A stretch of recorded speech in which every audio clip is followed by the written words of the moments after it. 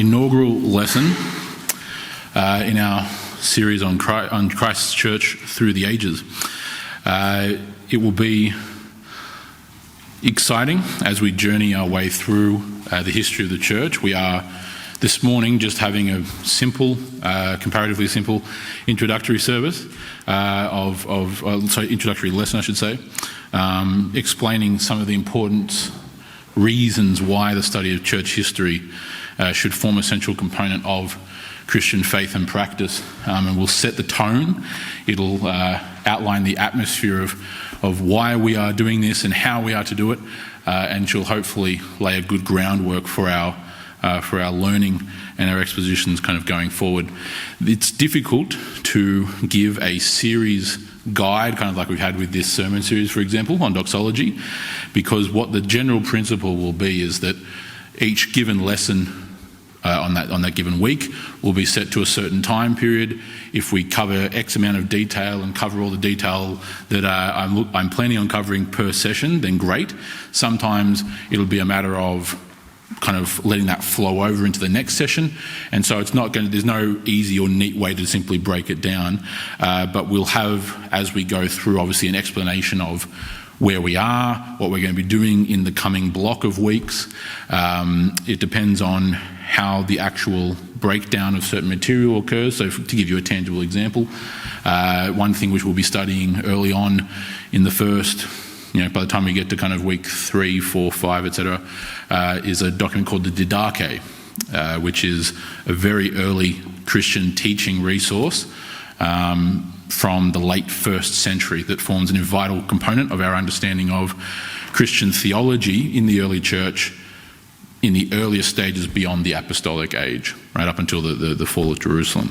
And so how we break that down, again, the Didache is 22 chapters long, so we're not doing a gigantic deep dive into all things Didache. We're going through and seeing what it says, how we can take the lessons that are applied there, and so on. And so the divisions of each given week is fluid, and it's by design. It allows us the freedom and the fluidity to be able to construct a given lesson as needed, depending on what we covered the session before, what we want to cover afterwards. If people have 1,000 questions, no questions, whatever the deal is. As a general principle, it'll flow and operate kind of like, or at least similar to our Bible studies. There'll be less time for spontaneous questions. For those our Bible study students know that generally speaking, one can interject at a given point. If you have a question, it's useful to bring a pen and paper, write it down. That way we can save it for the question time, and then we can have that structured so that this whole thing in a given lesson will flow a lot easier than, because this is set up a bit differently, obviously, than the way that the Bible study is. We're using the overhead, and so the screen, our media will be on the screen above, showing all things we need to show, texts, bullet points, photos, artwork, whatever it happens to be. And so there'll be that visual engagement. You've all got a handout there for today's lesson. Generally speaking, that'll be the case every single week. So the vast majority of weeks, we should be having printouts. Sometimes there might be a case where it's just a summary or a very condensed version compared to what we're then showing on screen and explaining. But nonetheless, these lessons will tend to follow that kind of pattern. So hopefully that makes sense in regards to outlining as a structure how these are going to be going. We know the direction we're heading. It's just like the Bible study. What given passage is it that week? Well, we know we're kicking off wherever we finished last week. So that's basically how it's going. If we finished at a given point, we know that we're commencing in that rough time period. So again, that'll all be explained week to week about what we're covering that day, and then what we're aiming to cover the next lesson. Right. As another point to bring up is that as is the case with our other media, so Bible studies and sermons, this was all recorded. It'll then be available on the church website. So there's a new page up there that's just a holding page at the moment. Up in the library where you'd normally go for the sermons or for Bible studies, there's also another page now called Church History. So KBC website, katoombabaptist.org.au, up in the menu, library, it'll drop down. Underneath sermons and Bible study, you'll see church history. So the videos will be uploaded on that page. They'll also be uploaded on YouTube, on the YouTube channel, so Katoomba Baptist Church YouTube channel as well. So it's functioning exactly the same way as sermons and Bible studies. So there's no special thing you have to do to access it if you're not here, or if you want to rewatch it or anything else, it'll be available to you in the same means or mechanism as the Bible studies and the sermons as well. We'll also, and the one part which will be different, not necessarily different but more in addition, is that the notes, like you have here in front of you, they'll also be, assuming I can get it to work correctly, they will also be attached to that given video. So in other words, you'll be able to access the notes for that given lesson on the church website as well. So when you go to the website, to the church history page, and then you're looking for that video, it'll also hopefully have the notes there as well in a file that you just click on and it'll open up the notes too. So that's the design and the aim once we get this first video uploaded and get it all designed and whatnot. So stay tuned for that. So let us commence and begin. What we're doing here this morning, as I mentioned earlier, is just a brief introduction to church history. We are wetting our feet, so to speak, dipping our toe in, and just wanting to address 4 particular reasons as to why the study of church history as a Christian of really anywhere during any time period is of great importance to our Christian faith and practice. One thing you'll notice as we go through these various points is that they apply not just to us, but they apply to any Christian at any given time period. That'll become quite evident as we work our way through, and you'll see there just again a condensed summary of what we're looking at particularly. Okay, in this introductory lesson on why Christians should, indeed must, study the history of God's church. So if you have a look there on the first point, the study of church history releases us from the narrow lens of our contemporary context and circumstance. Releases us from the narrow lens of our contemporary context and circumstance. It can become quite easy in our day to become very hyper-focused on the here and the now. This is not a unique phenomenon to our age, because most people throughout history, in fact the vast majority, tend to be quite focused on what they've got going on. Okay? This is especially the case throughout history when your world, and for the majority of humans that have ever lived, your world was you, your family, your home or property, wherever that happened to be, and your village. You would rarely travel beyond your village, and you did when needed, not when you wanted. And you were born in that village, you lived in that village, and you died in that village. It's generally estimated, roughly speaking, that the average person that has ever lived has born and died within 5 kilometres of the same place. So they've passed away within 5 kilometres of wherever they were born on the earth. Our worlds have generally been very myopic. That is to say, very small and tiny. And it's only in recent times, with the rise and the advent of the internet, that we've been able to expand our awareness, our appreciation, our understanding, our knowledge, so on, for that which is beyond ourselves. It hasn't worked terribly well thus far. Most people still tend, I would argue, to have a very tiny focus on the things in their little immediate world. This is only further exemplified with that sense of rabid individuality and self-focus that is apparent in our culture, but we'll talk about that later. But it can become very easy to be hyper-focused on our time period. What the study of history does is it opens up to us experience beyond ourselves. It opens up an avenue or a window, so to say, beyond our own little room, out into that which is beyond us. This is what I mean by release us from the narrow lens of our own circumstance or context. It helps us to get outside of ourselves, so to speak. It helps us to see beyond just my focus on what I'm doing and what I care about, and open up to that which is beyond, to that which is apart from us, to that which is other. It provides us a mechanism by which we're able to see and to analyse and to understand, particularly in regards to church history, our place in the history of said church. It allows us to see the development of history through the passage of time, and then by that reference see our place in and part of that. Right? Very much in line with what we heard this morning in the sermon, of course. It allows us to get beyond ourselves in that particular fashion. Furthermore, it also serves as a proverbial sounding board by which we're able to actually measure the things of our day. This is what we'll cover. We'll cover this particularly in the fourth point. But it allows a mechanism or a means by which we're able to then understand what is occurring. What do I mean by that?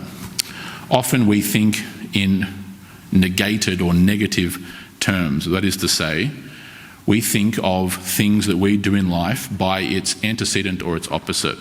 The opposite of a sunny day is a rainy day.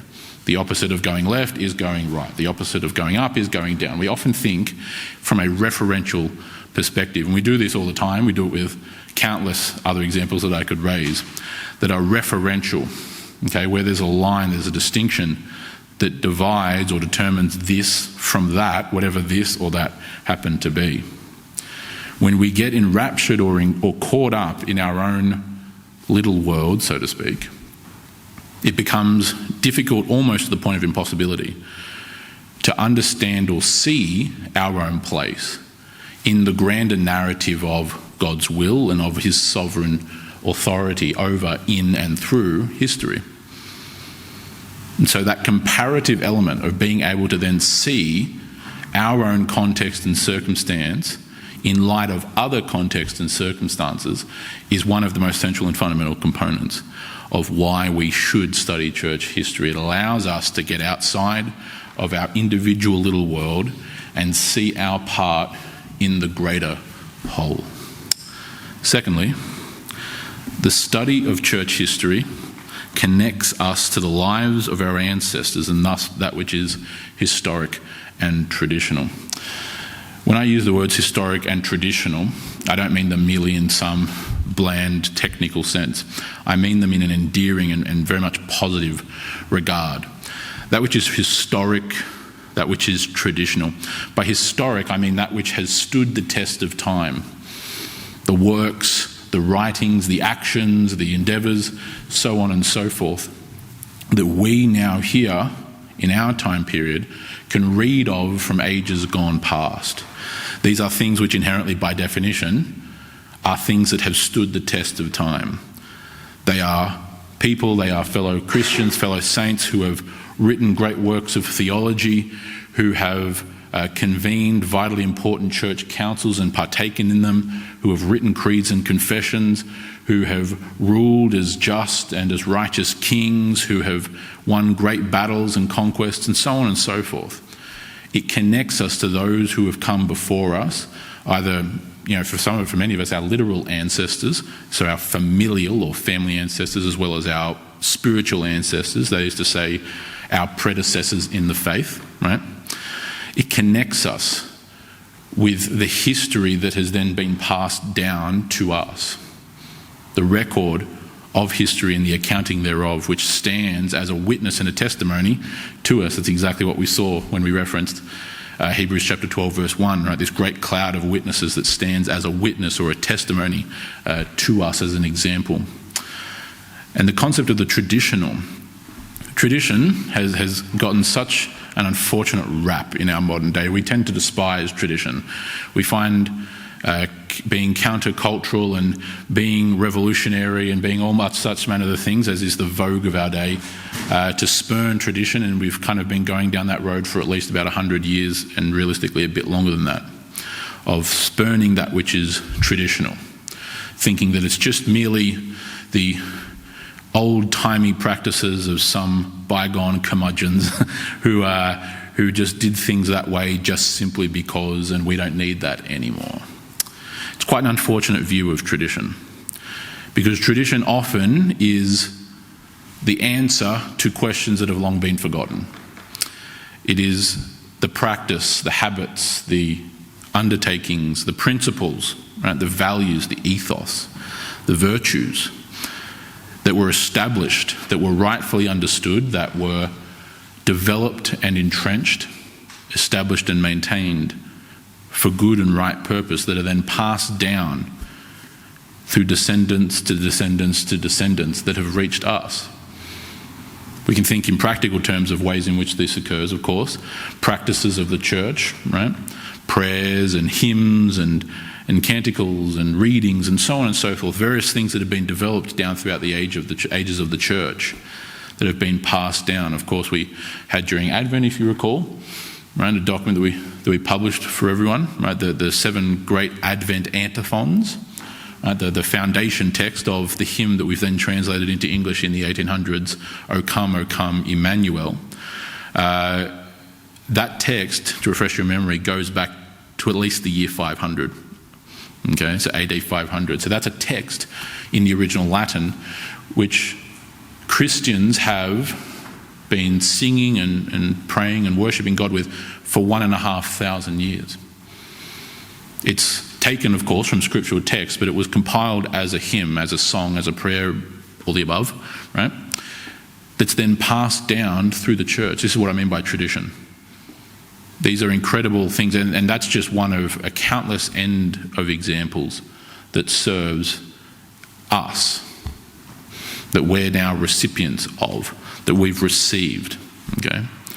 This particular concept of being connected to the lives of our ancestors through that which they have left us, which is what that is something which is of the particular importance, right? As I referenced just a few moments earlier. This notion of spurning in our modern culture that which is historic, that which is traditional, to the point essentially of looking down upon it in a great spate of arrogance and cultural narcissism, where it's routine among not just common folk, but indeed even in academia, and I can testify on personal account, that the past is looked upon all too often with a sense of deprivation and degradation. It's looked as the silly and stupid superstitions of dumb, ignorant peasants of past who thought this and thought that. But now, in our enlightened age of the iPhone and Netflix, we're now such great and enlightened beings. We are the inheritors of the Enlightenment, capital E, so-called, that has served us so well that it resulted in 2 world wars, hundreds of millions of deaths,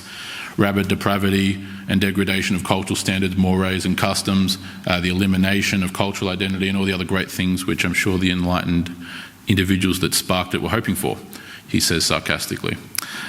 Nevertheless, what I find now is that the search and the study and the appreciation and the practice of that which is historic and traditional in a great spate of cosmic irony has now become quintessentially countercultural.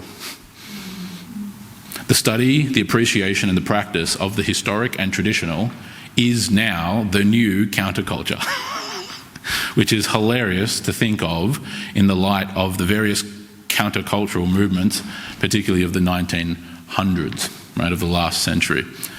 All the various countercultural movements of people shunning the historic and traditional, now only to solidify and calcify a new custom, and so now returning to the historic and traditional has full circle become the new counterculture.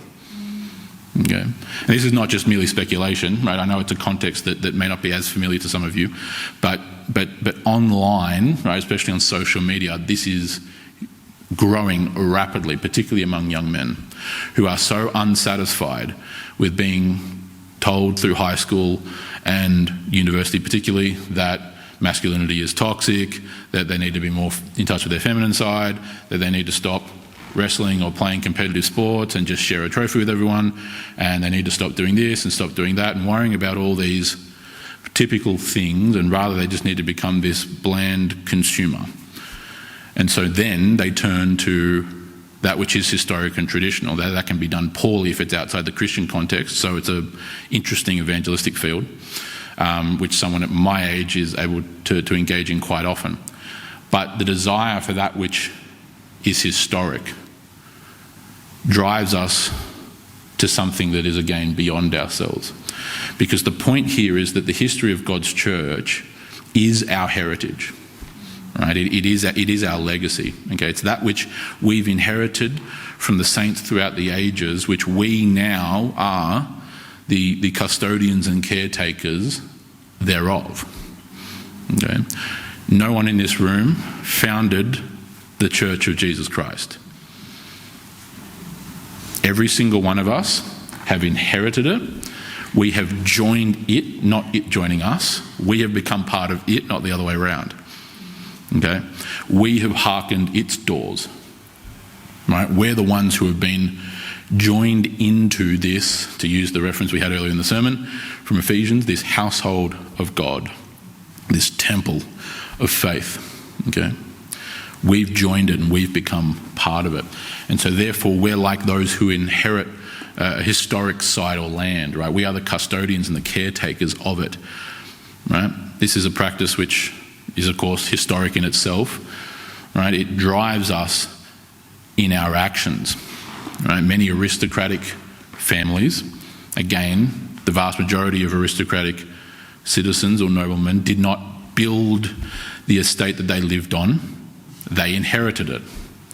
And what that did, if the person was noble and honourable and just, is they had a great appreciation for that which they'd inherited from their ancestors. They saw themselves as caretakers of, and it drove them to do good. Why? Because they knew full well that not only were the living and the descendants of the tenants living on the estate, say a farmer or such, or living in the village that was part of their estate, not only were they responsible for taking care of them, but they also knew that their own descendants, their actual children, would also then inherit the estate, and so they'd better leave it in good shape. They'd better leave it in good condition.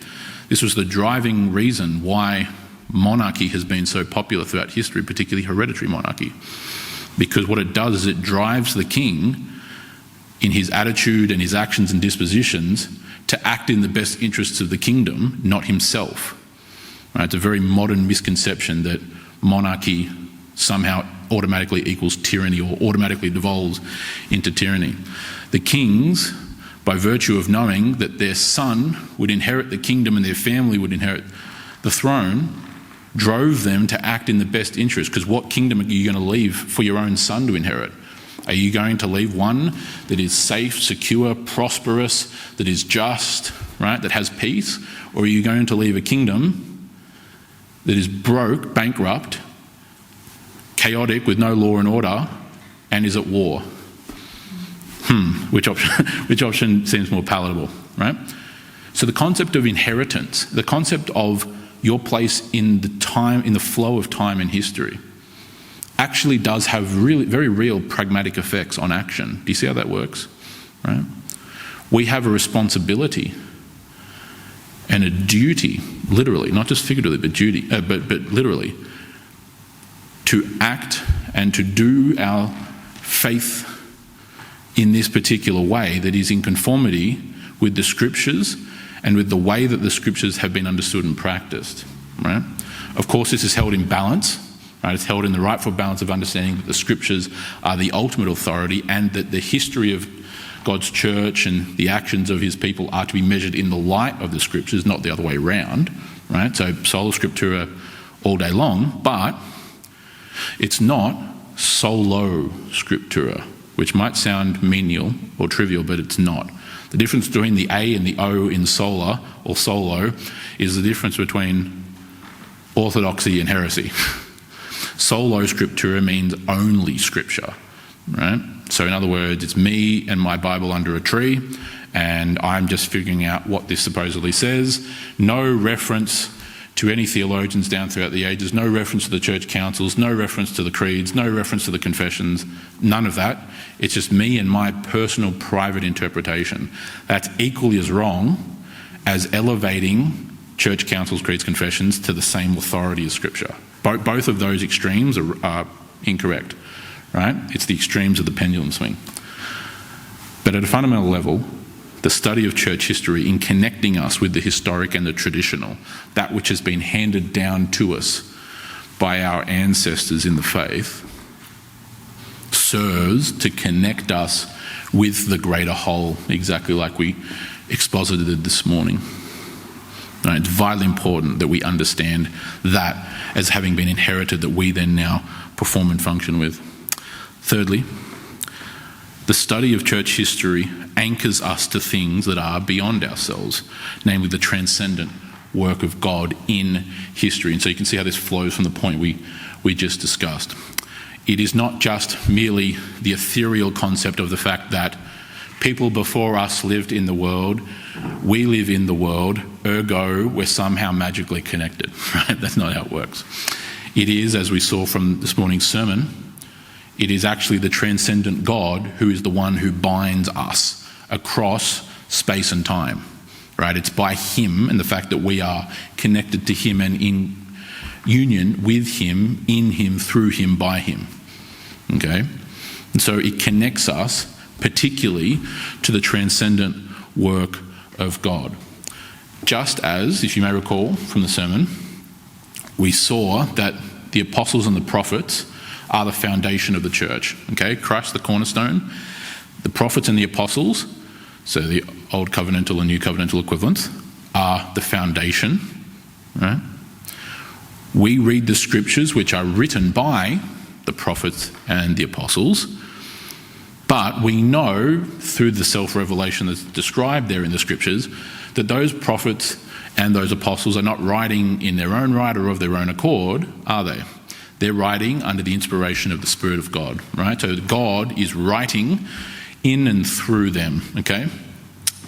This is the same principle that then extends beyond the scriptures through the church, okay? Now, again, I've already highlighted the balance. We, as one of the defining points made during the Reformation was, especially during the high and medieval period, the authority of the church, capital C, in terms of its declarations, creeds, councils, etc., had been overemphasized and abused in terms of authority. Okay? It was one of the defining points. It's why Sola Scriptura was consolidated. It was in light of that really big problem. But at the same time, again, the Spirit of God was not just active only in the prophets of the Old Testament or the apostles of the New, right? He is active in and through his church. We don't believe that the Spirit of God, stopped working in the end of the apostolic age, right? This is the same Spirit of truth. That's why we can look to the Council of Nicaea, which we will get onto, right, and cover in good detail, because it's a vitally important component of church history, right? The Council of Nicaea in 325 AD. And the reason why we were able to hold that with such high esteem is because we can see the way in which the Spirit of God was so clearly and evidently working in those bishops, right, who had come from around the world, the oikumene, hence why it's called an ecumenical council, right, gone through and to the scriptures, and by the guidance of the very same Spirit who wrote the scriptures, came out the other side with the right conclusions, right? And we can see that because we can measure their conclusions against the scriptures and go, yep, they got it right. Does that make sense? Okay, it's the same Spirit. And so what church history ultimately is the study of the work of God. Functionally, not in terms of the actual literary perspective, right? But functionally or pragmatically, the study of church history is like, not the same, but like studying the Old Testament. On a baseline level, at least fundamentally speaking, if you study the book of Genesis, what are you doing? You're studying the actions of God in the days of Adam and Eve, of Cain and Abel, of Abraham, Isaac, of Noah, Abraham, Isaac and Jacob, down through to Joseph. You're studying history. That's what it is. Do you know what I mean? When you study the book of the Kings, which we divide into 2 books, and the Chronicles of the Kings, which we again divide into 2 books, you're studying the historical account, the chronicles thereof, of the kings of Israel. Right? It's a study of church history. That's what it is. It's just the Old Testament church. Right? You're studying church history that's in the scriptures. Right? So we're functionally doing a very, very similar activity of studying the work of God in and through time. So it's not just merely, seeing as we just referenced our ancestors, it's not just merely the study of the lives and the workings of our ancestors, but really what's going on is we're studying the work of God through our ancestors. Does that make sense? Yeah? We're studying God's work and the fulfillment of his promises. Right? We're seeing the expansion of the reign of Christ in and through space and time. We're seeing him bring all his enemies under his feet. We're seeing the gospel go forth. We're seeing not just individual lives transformed, but we're seeing entire kingdoms and cultures transformed. You're seeing the ending of pagan practices. You're seeing the death of the old gods and the true worship of the true God come to fruition in a kingdom or a culture, among a people, right? You're witnessing the effects of the gospel as promised. You're seeing the fulfillment of the Great Commission. Right, upon the foundation that all authority in heaven and on earth has been given to Christ, his soldiers are to therefore go and to disciple the nations, baptizing them into the name of the Father, the Son, and the Holy Spirit, and teaching them to obey Christ. Okay, you make disciples by baptizing and by teaching them to obey Christ. That's the job, right? And when you study history and you see the conversion of the Vikings, for example, across the course of centuries, but particularly in and around the year 1000 AD, plus and minus, right? You're seeing the Great Commission fulfilled. We are studying not just humans and the lives of people, but we are studying God's work through those very people. And so, indeed, finally, we come on to this point of the study of church history provides the necessary theological guardrails for Christian faith and practice. We've referenced a number of times, of course, the church councils and the creeds and the confessions, right? By nature, the creeds, the councils, and the confessions, what are they, other than just ancient documents? What they fundamentally are is an insight, right? A window into how our predecessors and our ancestors have delved into, have thought through, have worked through profound and often complex theological issues. Okay? I referenced it earlier, but I'll reference it again, the Council of Nicaea, right? Big controversy, literally worldwide controversy, regarding the nature of Christ. Is he God? Is he man? Is he both? What does that mean? Right? With the rise of the Arian heresy, A-R-I-A-N, Arian heresy, which we'll get onto and cover, of course. This required a response, okay? Because the wave of professing Christians and even bishops who were converting to the Arian heresy, not that they referred to it as heresy, of course, they believed it was the truth, but what is ultimately the Arian heresy, right? That wave was threatening to take over the church, right? To the point where you actually reached a majority of professing Christians who did not believe.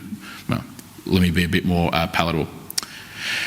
Most evidence would seem to indicate that approximately, roughly, the majority of professing Christians by the time you get to the early 4th century held to one degree or another to the Arian heresy. Right? This is why you see the rise of very famous bishops like Athanasius, who's a hero of the faith. Right? We'll look forward to studying Athanasius.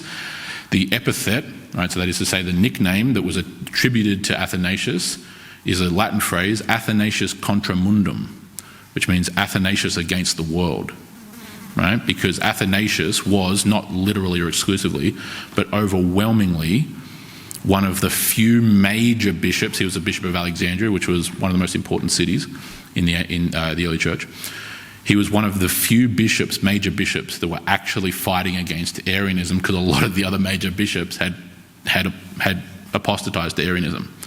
And so he's referred to in this epithet of Athanasius against the world, because it was almost like Athanasius was single-handedly fighting for Christian truth against the world, right?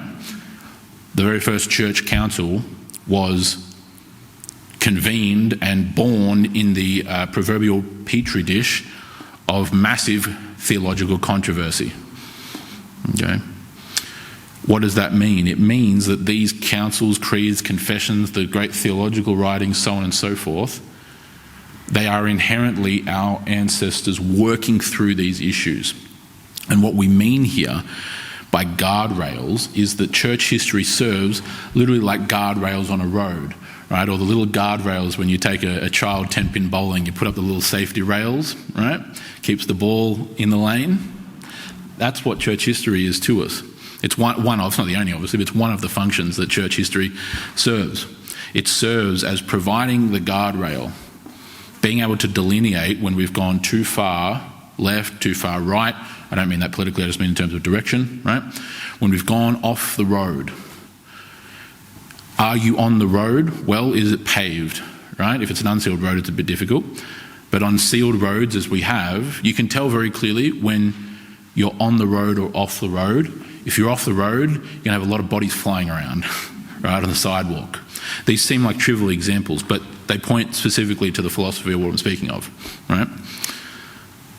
Church history, the writings, the creeds, the confessions, the councils, all the above, serve as that barrier to demonstrate to us whether we're within orthodoxy or without, okay?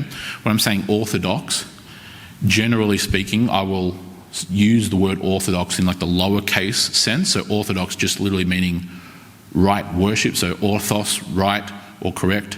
Doxos, from doxology, meaning worship. Right? So orthodox just simply means right worship. So we are all orthodox. Right? It's kind of like when we think of orthodox, we kind of tend to think Eastern Orthodox churches, but it's kind of like we had earlier when we recited the Apostles' Creed, a holy Catholic church. Don't reflexively shun at the word Catholic. What we'll do is we'll come to learn the true meaning of the word Catholic, the way it was used historically, not the way it's been used in the last couple of hundred years by the Roman Church. Right? So we are all Catholics. Sorry. Right? We're all Catholics. Right? We are Catholics in this sense and setting. Okay? Because we have orthodox views, because we rightfully believe, we are therefore orthodox. Right, so lowercase o. If I'm referring more broadly to the capital O as in Eastern Orthodox, I'll be referring to under those terms. Generally speaking, I'll just refer to them as the Eastern churches. Right, so when I'm talking like Greek Orthodox, Serbian Orthodox, Russian Orthodox, etc., etc., etc. I'll generally just be referring to them as the Eastern churches because, again, even all these designations, this will become apparent as we go through. But even terms like Eastern churches, those phrases don't really make sense for the first 1,000 years of church history because the churches were unified. There wasn't a split, right? There did come a split in what's called the Great Schism of 1054, right? So the 1054 AD, where the Eastern churches and the Western churches officially broke communion with each other. In other words, they split from each other. We'll cover that when we get to it, of course. But before that, so in other words, for the first 1,000 years, the very concept of East and West doesn't really make much sense beyond geography. In terms of churches and theology and belief, it's a redundant term because it didn't exist. We use it now because it does exist now, so we're kind of anachronistically applying it back. That part aside. It provides us the necessary theological guardrails. It communicates to us what the historic practice of the church has been and how we're to act accordingly.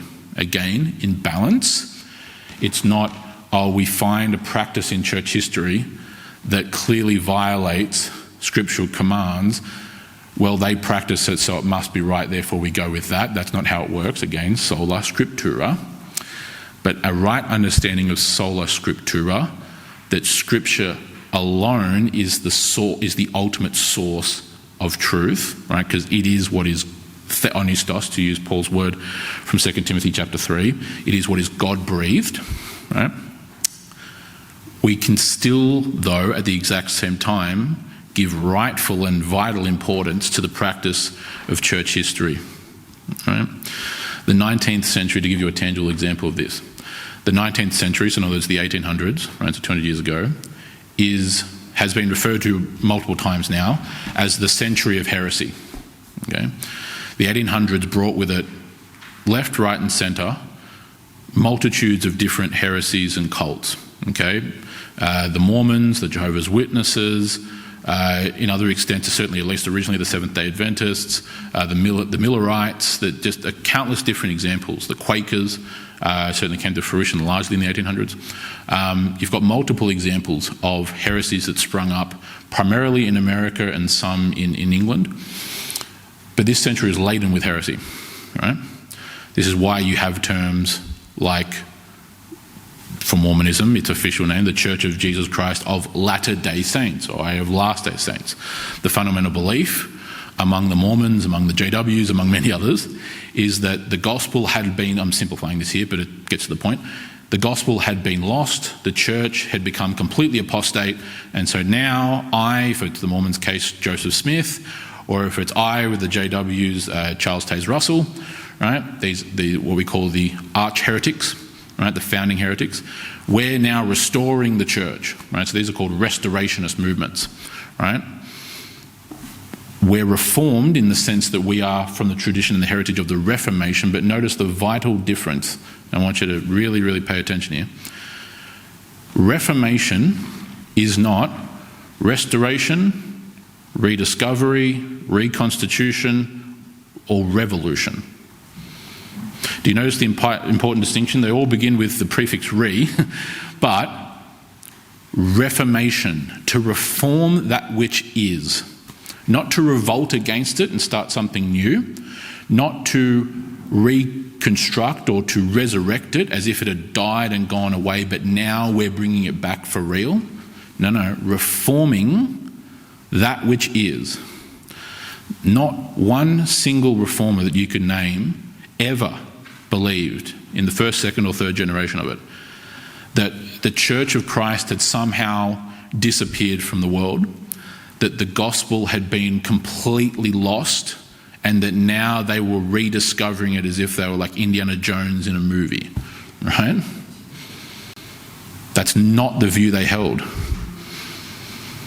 That idea has started to creep in the last kind of 100 to 150 years since the century of heresy in the 1800s, right? Where now you have people, right? Orthodox believing Christians, perfectly fine, but who kind of just have a very lazy view that basically like the first 400-ish years of the church was super solid, and then it all just magically turned into Roman Catholicism until the 1500s, and then it all got fixed in the 1500s. I can't tell you how many people I've encountered who basically have that very lazy view of history. Right? That's not at all what the Reformers believed, and it's, as we'll see as we go through, it's rather demeaning view of the institution that is referred to, might I remind you, as the bride of Christ. The history of God's church and his work through it serves as the theological guardrails for how we are to engage with Christian faith and practice.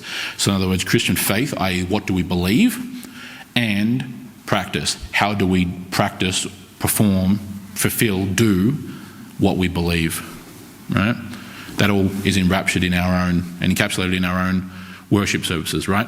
We profess and proclaim our faith, particularly when we pronounce the creeds. We're joining with those for thousands of years now before us who have likewise proclaimed the very same faith. We're demonstrating our orthodoxy in our proclamation, and then we practice that not just in our worship services and not just in the various functions that we undertake here at KBC, but in our lives. Okay, and so church history serves as a vital guardrail that serves as like a fence or a barrier to keep us within orthodoxy, because without it, it would just be literally an open field and would quite literally be a free-for-all. And the consequences of that is the last 200 years. That's the consequence. The consequence is the 1800s, and the consequences that we're now suffering because of the 1800s. Right? There were still definitely Christians in the 1800s. I'm not saying everyone was a flaming heretic. What I'm saying, though, is that you had this onslaught of heresies that we're still suffering from to this very day, because church history was thrown out of the window and no one cared.